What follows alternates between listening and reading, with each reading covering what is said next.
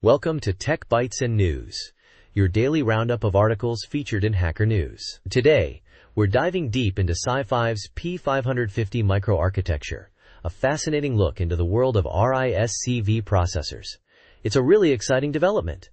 Absolutely. RISC-V is making waves, but it's still relatively new compared to established architectures like ARM. How does the P550 stack up against the competition, specifically ARM's Cortex-A75? That's a great question. The P550 aims for a significant leap, 30% higher performance in less than half the area of a comparable A75. Ambitious, right? But remember, performance depends heavily on implementation. This analysis focuses on the S1EC7700X Society. So what are the key architectural differences that contribute to this claimed performance boost? Is it just clock speed? Not just clock speed. Both are 3 wide out-of-order cores, but the P550 boasts a 13-stage pipeline versus the A75's 11 to 13. The out-of-order execution is crucial for handling latency, a major bottleneck in modern CPUs. The P550 also has a larger branch history table, improving branch prediction. Interesting, so better branch prediction and a longer pipeline. What about cache performance? That's a huge factor in overall speed. You're spot on. The P550 has a 32 kilobytes L1 instruction cache, compared to the A75's 64 kilobytes. However, the P550's L3 cache is more tightly integrated with the CPU cluster in the EIC7700X, which could offset that difference. The article also delves into the intricacies of branch target buffers, BTBs, and return stacks, showing some interesting differences in their design and performance characteristics.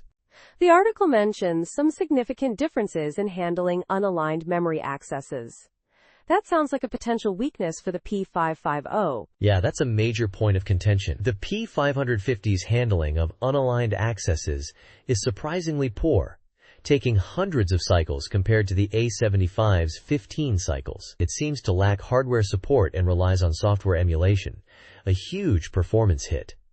That's a significant drawback, I'd say. I see. So while the P550 aims for higher performance, it seems to have some rough edges, especially in its handling of unaligned memory accesses. What about the memory subsystem as a whole? The memory subsystem is another area where the P550 shows its youth. It has a 2-level TLB setup, but the L1 TLBs are relatively small. Also, the L2 cache is smaller and has higher latency than what we see in more modern designs. The L3 cache is configurable, but even with a 4 megabytes configuration, bandwidth and latency are not as impressive as the A75. So it seems SiFive is still catching up in terms of memory subsystem optimization. What's the overall conclusion then? Is the P550 a success? It's a complex picture. The P550 is a significant step for SiFive, demonstrating their ability to design a reasonably balanced out-of-order core. It's a solid foundation, but it's not without its flaws.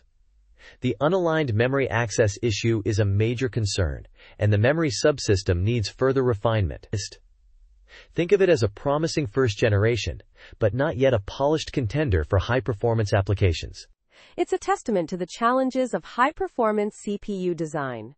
Thanks for breaking down this complex analysis for us. A really insightful discussion. My pleasure.